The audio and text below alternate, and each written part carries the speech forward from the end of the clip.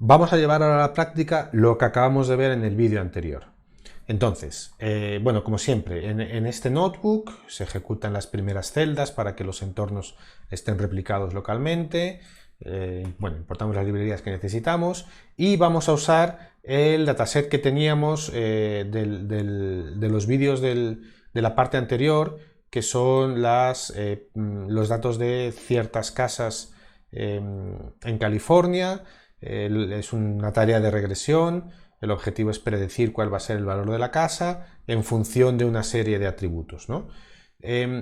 Este dataset, acordaos que aquí había varias versiones del dataset. Vamos a ver, esto está aquí en Local, Data. Aquí había varias versiones del dataset. Esto es un poquito más grande. Listo. Aquí había varias versiones del dataset. Al final estamos cogiendo esta primera, que tiene 5 columnas, no tiene las adicionales que usamos anteriormente, que era poco para experimentar, lo podíamos haber hecho perfectamente. Tiene como 20.000 filas, yo creo. A ver, vamos a poner aquí también fijaos que dataset es el original. Perdón, no, esto lo vamos a poner mejor aquí arriba. Porque fijaos, cargamos el dataset, después cogemos bueno, no, simplemente lo remuestreamos, lo reordenamos, porque eso ayuda a quitar un poquito el sesgo. A lo mejor han ordenado las casas por localización, de alguna manera. Entonces, si quiero coger muestras, pues bueno, lo reordenamos y fijaos que, bueno, son 20.000 casas y de las 10.000 primeras que hayan quedado, vamos a coger una muestra de 1.000. De las 10.000 primeras, porque así dejamos las que están a partir de la número 10.000, las dejamos un poco para experimentar después, ¿no? ¿Qué pasa cuando vienen datos ya verdaderamente nuevos en producción, después de todo este proceso de test, validación, en fin? Y esto nos va a dar mucho juego, y yo os invito mucho a que experimentéis con este notebook en este sentido, un poquito para asentar todas estas ideas que estamos dando, ¿no? Bien, vamos a, bueno, importamos, veis, vamos a usar varios modelos, vamos a hacer el proceso de selección de modelos. Fijaos cómo cojo el X, que son todas las columnas menos la última, que es la de predicción, y el Y es esta columna, que es la de predicción, ¿no? Entonces tenemos 1.000 datos, este es X-shape, ¿no? 1.000 datos con 5 descriptores y 1.000 valores, ¿no? Esto es lo mismo que teníamos en el ejercicio anterior. Definimos, bueno, cargamos todos los modelos que queremos, nuestra métrica de desempeño, la que decidimos anteriormente, y vamos a usar las herramientas que tiene la librería scikit-learn dentro del paquete Model Selection. Vamos a hacer un bootstrapping que se implementa con este shuffle split, y vamos a generar primero un estimador sencillo, un árbol de decisión solamente con profundidad 5, y vamos a hacer el cross validation con el shuffle split, con un 10% para test, un 90% para entrenamiento. Y ojo que estamos abusando un poco de las palabras, ¿no? Y esto pasa mucho en la literatura. Es bueno tratar de ver un poco a qué le estamos llamando a cada cosa, ¿no? En realidad, yo aquí voy a tomar la convención de que lo que dejamos para el final, después de haber ya seleccionado nuestro modelo para medir su desempeño, es lo que le llamamos test. Y lo que escogemos, lo que usamos para calibrar el modelo y medir su desempeño en datos no vistos, es lo que le vamos a llamar train y validación, ¿sí? A veces esos términos están intercambiados. A veces la gente le llama test a lo que le llamamos validación, y validación a lo que llamamos test.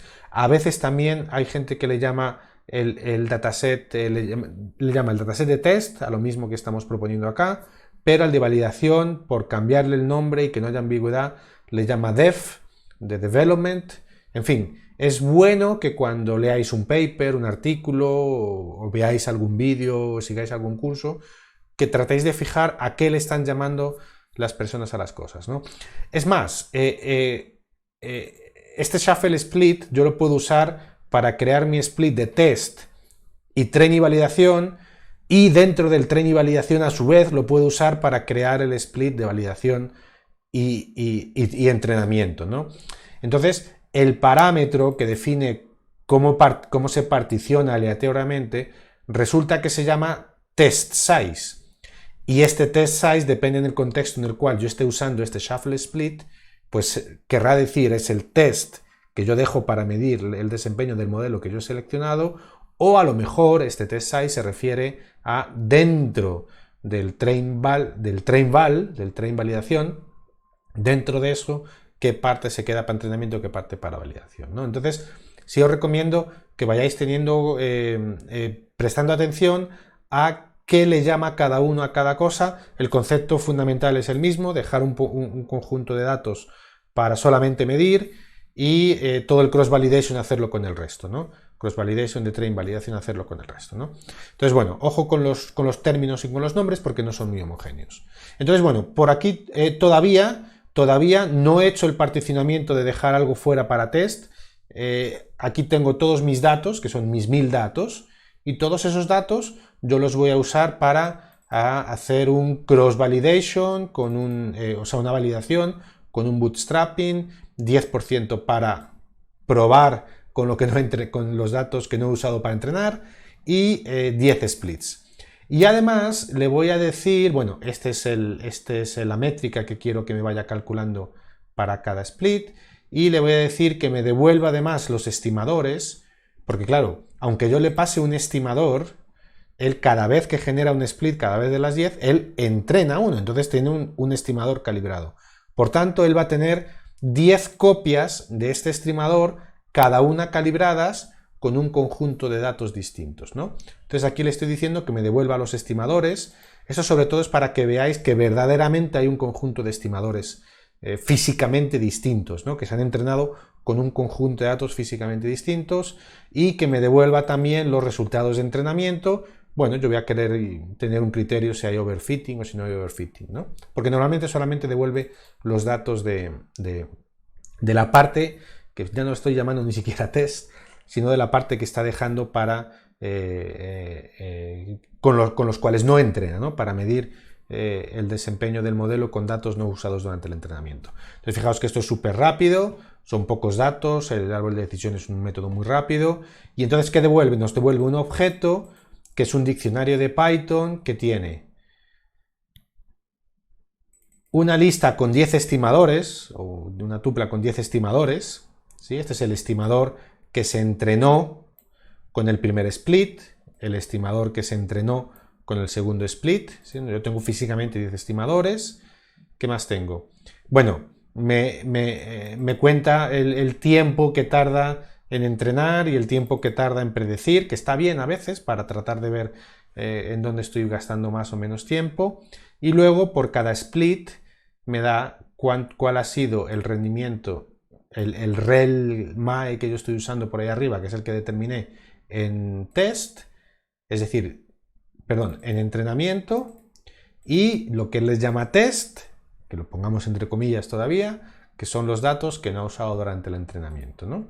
Y entonces yo simplemente he hecho una pequeña función para que recibe este objeto y me resume, me da en promedio, me dice, bueno, este árbol de decisión que has usado ha tenido 10 splits, en promedio en test ha tenido un 39 de error, un 0,39% de error, con esta desviación estándar, y un error en entrenamiento un poquito menor, con esta desviación estándar que es bastante menor.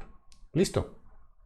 Entonces, eso es un proceso de validación tal cual lo hemos visto en el notebook, en la parte anterior. Esto es tal cual lo hemos visto, ¿no?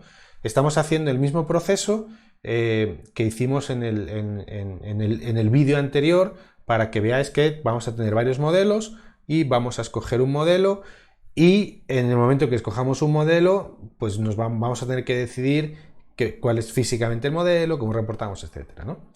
Listo. Hacemos el mismo proceso con otro estimador, un árbol de decisión un poquito más complejo.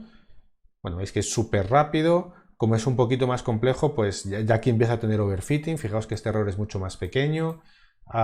bueno, casualmente la desviación estándar es del mismo orden de magnitud, lo cual, bueno, está bien. Y aunque tengo overfitting, pues fijaos que el reporte de desempeño en los datos no usados durante el entrenamiento es un poquito menor que este, ¿no? Esto lo podríamos ejecutar varias veces si queréis, o con más splits a lo mejor. Bueno, y aquí vemos, es bastante evidente que es menor el desempeño, ¿no? Listo. Y vamos a usar una regresión lineal, que es un método súper sencillo, mucho más sencillo que los anteriores. Por supuesto, no tenemos nada de overfitting, pero tenemos un desempeño mayor incluso que con el árbol de decisión con profundidad 5, ¿no? Entonces este es un caso de vallas. Y entonces yo aquí vuelvo a hacer las preguntas que planteamos en el vídeo anterior, ¿no? ¿Cuál sería el modelo que escogeríamos, ¿no? O más que el modelo, la configuración, ¿no?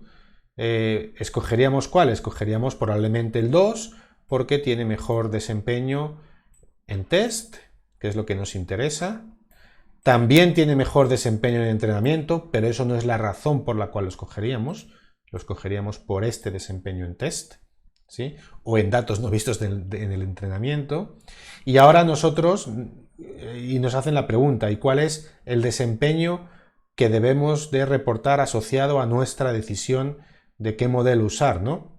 Y uno estaría tentado a decir, bueno, pues es el 0,33 de error, ¿no? Bueno, pues esto es lo que es incorrecto, porque nosotros ya hemos usado toda la parte de test en esta terminología para decidir que vamos a usar el modelo 2 y no el 1 y no el 3, ¿no?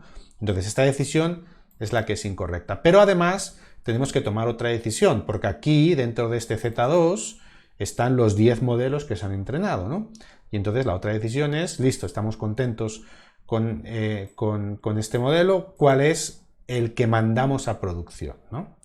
Entonces, bueno, la manera de abordar esto es dividir los datos en test y en train y validación, ¿no? Fijaos lo que sucede. Hemos escogido el modelo 2, ¿sí? Y vamos a hacer una cosa. Fijaos que los datos inicialmente, aquí está, de los 10.000 primeros cogimos una muestra de 1.000. Podemos haber cogido una muestra más grande, pero bueno, de los 10.000 primeros, ¿no? Fijaos el punto aquí, los dos puntos acá. Bueno, ahora vamos a hacer una cosa simulando como que vamos a usar datos verdaderamente nuevos que no hemos usado en nada del proceso anterior, ni en test, ni en train, ni en nada, ¿no? Ni en lo que le llama test, ni train, ni nada, ¿no? Sino vamos a coger de los 10.000, del 10.000 en adelante, de los 10.000 y poquito que quedan, muéstrame otros 10.000. Es decir, estos datos que tengo, este ED, son verdaderamente distintos de los anteriores, ¿no? Estoy simulando el hecho de que tengo datos nuevos, verdaderamente nuevos, como si yo hubiera puesto esto en producción. Esto es un poco un lujo, porque normalmente uno trata de usar todos los datos que tiene, ¿no? Pero bueno, un poco para hacer para ilustrar el concepto, ¿no? Entonces, fijaos, cojo una muestra de datos de los que me quedan, por supuesto, extraigo, formo el X, formo el Y, listo, y entonces, de cada uno de los estimadores que ya fueron entrenados, o sea, esos son estimadores que yo ya no vuelvo a entrenar, son los estimadores que hay en Z2. Acordaos que Z2 es el resultado de la validación cruzada del segundo modelo, y Z2 es un diccionario en el cual en la clave estimator tiene 10 estimadores, ¿sí? Que son estos 10 que veis acá, ¿vale? Y entonces, para cada uno de esos 10 estimadores, yo voy a calcularle el error, esta definición de métrica de error que yo tengo, que la hicimos anteriormente, con estos datos nuevos, ¿no? Y yo quiero ver cómo se comporta. Y fijaos que se comporta, a ver, 336, vamos a quitar esta. Respecto a esto, bueno, ha coincidido y se ha comportado prácticamente igual, ¿sí? Pero con la variabilidad que hay acá y la variabilidad que puedo tener acá, fijaos que el desempeño pues puede ser, 333, a ver cómo salió, 339, bueno, salió un poco distinto. bueno, ha coincidido, ha salido bastante igual. También porque como hemos, a ver, vamos a hacerlo otra vez. Como hemos, al principio, acordaos que hicimos un shuffle, como hemos hecho un shuffle al principio, una permutación, pues están bastante homogenizados los datos, entonces como que cualquier split es bastante homogéneo y bastante representativo, muy parecidos los unos a los otros, ¿no? Pero no es inmediato el hecho de que yo tenga el desempeño que yo tenga en entrenamiento, en test, y esto ya es test de verdad, porque son datos que no he visto durante el entrenamiento ni he usado para seleccionar un modelo, ¿sí? No es trivial ni es dado que sea lo mismo, ¿no? Entonces es importante tener esto en cuenta. Bueno, vamos a parar aquí el vídeo, que ya es un poquito largo, y ya seguimos ahorita.